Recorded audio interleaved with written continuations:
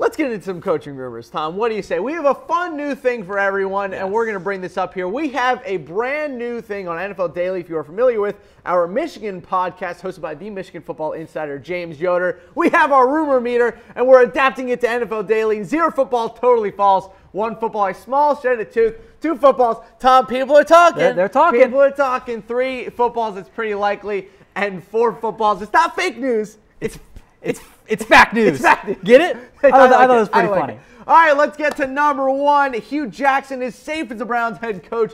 3 footballs on this one, Tom. Yeah, so what we saw is that the owner, Jimmy Haslam, came out and said, hey, we're sticking with Hugh Jackson when they fired their GM, Sashi Brown. John Dorsey has said, yeah, we're going to stick with him. He wasn't like fully on board saying, yeah, he's back. So I am not giving this a full-on 4 footballs. Yeah. I'm not saying it's fact news. I do see a scenario where Hugh Jackson doesn't win a game this year, and the Browns and John Dorsey go, you know what? We can't bring this guy back. Yeah. So they end up firing him. So I do think it's pretty likely, but I'm not giving it the full 4 footballs quite yet. I'm going with 3. It's pretty likely. I will say this: one candidate, though, if they do fire Hugh Jackson, has to be the special teams coach of the Chiefs. Dave Taub, thank you. Dorsey connection there. Very connection with Dorsey being the former GM of the Chiefs. So Hugh Jackson seat still pretty warm. You go 1-27 over 2 years. Your job is never going to be safe. All right, number 2 on our rumor meter. Vance Joseph will return to the Broncos. We have this one at also 3 footballs, Tom. And I got to say, back-to-back wins for the Broncos team. A nice win at home against the Jets last week. Now a nice win. I don't want to say a nice win. A win in general on the road. A win is a win. Against the Colts. A win is a win. Look, what do they do? Is it his fault? Is it the quarterback? What are they going to do with Vance Joseph? Let's not kid ourselves and pretend that Vance Joseph wasn't a bit of a disappointment this year. But I think in the end, Denver's regime is staying the same, led by John Elway. And I think that they want to make it work with Vance Joseph. Elway's really high on Joseph. I think winning the past 2 games is a big boost for Denver. I think that's going to help kind of steady them. It's still not full-on 4 as fact news. But I think with 3 right now, they're in good shape. I think in the end, Denver wants to make it work. They've shown some promise the past 2 games. I think he gets another year, but next year he's going to enter the year on the hot seat. Hey, I got to say, anyone who comes into the season with a quarterbacks of Trevor Siemian, Paxton Lynch, and then are forced to sign Brock Osweiler in the middle of the season just to save your quarterback crew, got to say, not the best. So one more time, a little review of what our rumor-o-meter means. 0 footballs equals totally false. 1 football is a small shredded truth. 2 footballs, people are talking, Tom. People are talking. 3 footballs is pretty likely. And 4 footballs, fact news, not fake news. Fact news. All right, let's jump ahead into our next rumor meter. We have Matt Rule, a candidate for the Giants head coaching job, Tom. Yeah, so this one comes in from Peter Schrager, host of Good Morning Football. He threw out Matt Rule as a candidate. So I'm not going to give it a 0 footballs because it makes sense from one minuscule perspective. He coached the Giants. We know how the Giants love to keep their guys internal. And Matt Rule would jump at the job. Well, I think anyone would jump ship off the Baylor's job. With that said, this is a 1 football rumor. This is not going to come to fruition. I will be stunned if Rule even gets an interview. He's got no business right now being an NFL head coach. He's a good college football head coach, but he's got a tough task at Baylor. Maybe if he turns around, he can get some more NFL buzz. Can you imagine for what Giants fans would react if they hired a Baylor coach who just went 1-11 in his first year? There would be riots in the streets. I'm sad that Mike Francesa just retired yesterday, because if they did hire Matt Rule, oh, man, he would have lambasted the Giants. That would have been awesome. All right, let's move into our next one here. Panthers defensive coordinator Steve Wilk to the Giants. 3 footballs in this one. The connection there with potential new GM David Gettleman. There's one key addition or asterisk I'll put on this one, in that it's only if the Panthers hire Dave Gettleman as their so it should be like GM. 2 footballs and a half. One of them is deflated. We don't do halves. Nice. Good joke. Thank you. Nice joke. We'll get to that for Patriot stuff. No, I think with this one, it's 3 footballs for me because he's going to get interviewed. Yep. Like he will fulfill the Rooney Rule requirement. I think he might get some other interviews as well. So it makes perfect sense for him to be the 3 footballs.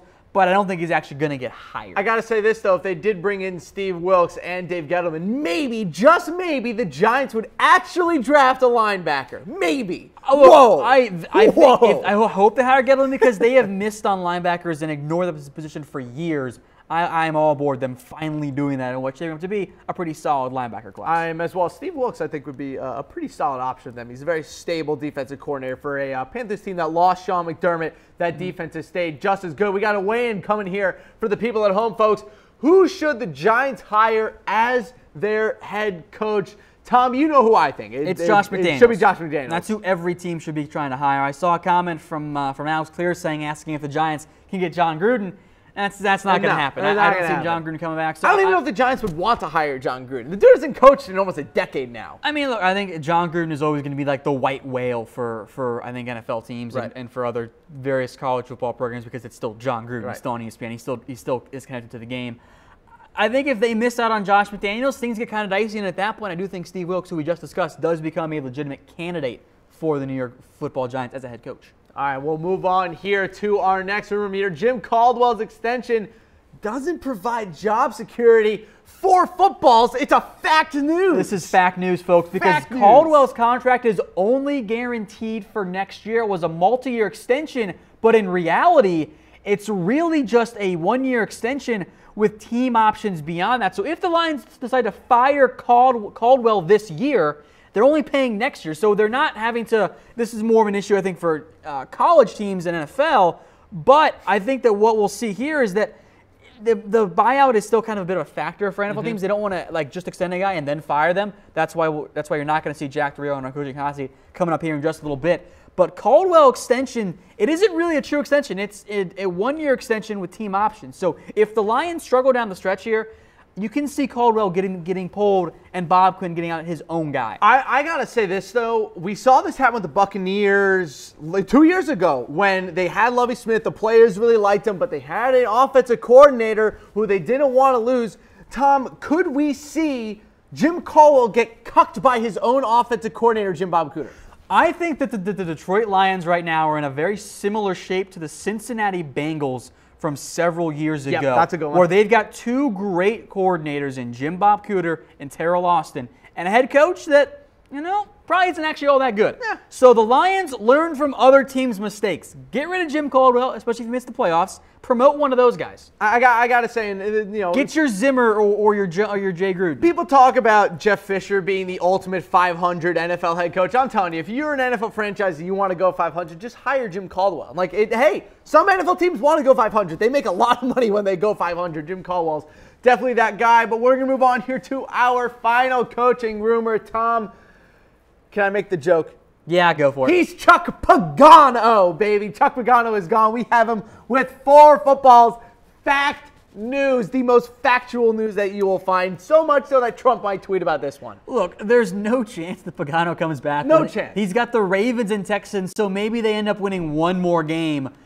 We know that Jim Irsay has flirted with other jobs. There's a new GM. I think more importantly, Chuck Pagano himself said that everyone's coaching on a one-day contract. I have a question for you, though. He knows he's gone. He's gone. I don't think we've talked a lot about who might get the Giants job and a couple of the places. Who are a couple of candidates for the Colts? I will go look at Chiefs coordinators and Dave Taub and their offensive coordinator as well, because there's Chris Ballard, who came over from the Chiefs. Okay. There's the familiarity there. And frankly, I think the Colts job is going to be one of the more coveted ones out there. Look, and if Andrew Luck is healthy. I got to say, you try to find me any NFL franchise that has 2 starting caliber quarterbacks. And, Jacoby Brissett, starting caliber here and there, but at least he can play. The kid can play, and not all the teams, and also they have a pretty solid defensive line as well. That Colts job is going to be pretty sought after one, but Chuck Pagano is most certainly gone. So we'll move on away from our coaching rumors. That's a fun segment. We'll bring that back a couple of times. We were all going to use Goodell faces, but, we're going to tweak this, I think, a little bit as we go along. We want it to be nice. Remember, guys, if you want to check out where the rumor meter originally came from, go check out the Michigan Football Podcast hosted by the Michigan Football Insider, James Yoder. That is Tom Downey, and I am Harris Rubenstein. Happy with you on this edition of NFL Daily. Just got done with our coaching rumors, but it's time to move away from coaching rumors and into our coaching hot seat. We're going to go 5 through 1. Who are the coaches most likely to get fired? And Tom, I love who we have at number 5. I could not agree more. At number 5, we have the head coach for the Titans, Mike Mularkey. I considered many different guys at number 5. I thought about Jack Del Rio, but I think his extension kind of solidifies his job. Mark Davis isn't rolling in the money. I think he'll give Del Rio another year. I considered a Jim Caldwell. I considered Vance Joseph for Hugh Jackson, both of whom, as we just discussed, kind of seem like they're in good shape right now. But Mike Mularkey, I know a lot of Titans fans, they are not happy with Mularkey, and it's tough to blame them. He is not making the best use of his offense. The play calling, the scheming has not been good. I think the Titans are in real danger of totally collapsing. And at that point, the Titans should make a change at head coach. Go out and get someone who can make the most of the offense. Mike Mularkey was a weird hire to me in the first place. I kind of gave him the benefit of the doubt because the Titans have won games. But their win-loss record, I think, is a bit deceptive. Could they fire him and finally give Dick LeBeau a head coaching job at the age of like 85 million years old? Dick LeBeau is not a head coach. We've tried that. Dick LeBeau is a great defensive coordinator. He's not a head coach. OC Terry Robisky also got to go. Former NFL wide receiver Terry Robisky, right? I do believe. I remember his name. OC of the Browns didn't go well. Surprise! It's not going well with the Titans. Yeah, what a big surprise there. All right, number 4. Speaking of coaches who just haven't done a good job on offense, is Dirk Cutter. Dirk Cutter and Mike Mularkey are the same. Really? They are the same to me in the sense that both have head coaching experience. Mularkey in the NFL, Dirk Cutter was at Arizona State, didn't do a great job. Both of them were promotions from within when I think both of those teams were positioned to go out and get a bigger name because they were a very desired job. There's talent on both of these teams, and both these head coaches have not made the most of their players around them. We like to think that coaching doesn't matter a ton, that it can be easily overlooked. Coaching is the reason the Bucs and the Titans have struggled. I think it's the same reason the Raiders have struggled. I got to say, though, I will never understand why they fired Lovie Smith. One of the best player coaches in the NFL. The team actually had a good season. They were 8-8 that year. Because the Bucs were worried Dirk Cutter was going to get hired by somebody else, kind of the same way that the Giants promoted their guy. Yeah. I don't like it. I agree with Harris. I thought it was a bad idea. I'll put it this way. You only fire head coaches, and this is why I don't think the Browns should fire Hugh Jackson. You should only fire head coaches if you know the person you're bringing in is just better. They didn't know that Dirk Cutter was going to be better than Lovie Smith. They hoped. I'll also add one amendment on that, is that in the event that the coach has lost the team. That's fair. That's when you no matter what, at that point you got to make a change. I'll give you that one. The Giants. Hey, I think any head coaching option would be better than McAfee. That falls under both classifications. All right, let's move into number 3 here. John Fox, head coach of the Bears. Long time coming. I wonder, will John Fox retire after this? Is this the last stop for him? You know, maybe it is. John Fox has been in the NFL for a very, very long time. He's 62, so he could keep coaching if he wanted to. But look, the Bears went 6-10 his first year, 3-13 last year. I know it's a bit of a rebuilding phase, but I think my question here is John Fox and the current coaching staff the guy to get the most out of Mitchell Trubisky? And my answer is no. I don't think so. So go find somebody else. Go out and get a young offensive mind. I know everyone wants to find the next Sean McVay. Easier said than done. Yep. Go get a guy who can build this team. I know that the GM Ryan Pace handpicked Fox, but I think it's time to go in a different direction. Fox was a good bridge as the Bears kind of rebuilt. Yep. Now it's time to get a guy that can take them to the next step. I know we kept talking about him with the Giants, but again, Josh McDaniels I think would be a great pick. Let him build and literally say, hey, we already have a good defense. Build your offense. We have a solid enough GM, and I think Ryan Pace is a good enough GM. People really hated on that Mitchell Trubisky pick. I get it. They kind of got wrecked by the 49ers because they weren't going to take him anyway. But they got their guy. And he's been pretty good. That defense has been able to rebuild very well over the past couple of years as well. Yeah, I agree. All right, let's move on to number 2. Marvin Lewis, the head coach of the Bears. Only at number 2. He's got to go. Only number 2. I understand we have the most convincing guy number 1, but man. Gotta go. 2. Look, Marvin Lewis has so outstayed his welcome, it's getting ridiculous. If Marvin Lewis gets fired, Bengals fans will be very pleased. That's where we're at for the Cincinnati Bengals. It's Marvin Lewis over and over again. The team is in a rut. They got to make a change. Lewis has to go. And not only that, Harris, it needs to be somebody outside of the organization. The answer is not to promote Paul Gunther. The answer is not to promote special teams coach Darren Simmons, which I genuinely fear the Bengals will do because they love keeping things within the organization, and Mike Brown is super cheap.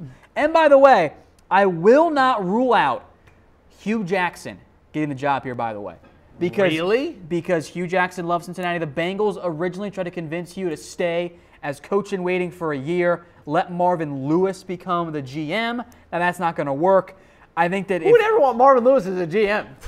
Well, you say that. He's actually done a pretty solid job. He and Duke Tobin, outside like the past 2 years, have done a good job. There's been some disagreement, but I think with the way Marvin Lewis handled everything this year, it has to be a totally reset on the button there. Get rid of Marvin Lewis. Get in somebody new. Bengals fans will be very happy when Marvin Lewis is fired. All right, let's quickly go into number 1 here. Chuck Pagano. Talked about him a little bit. He gone.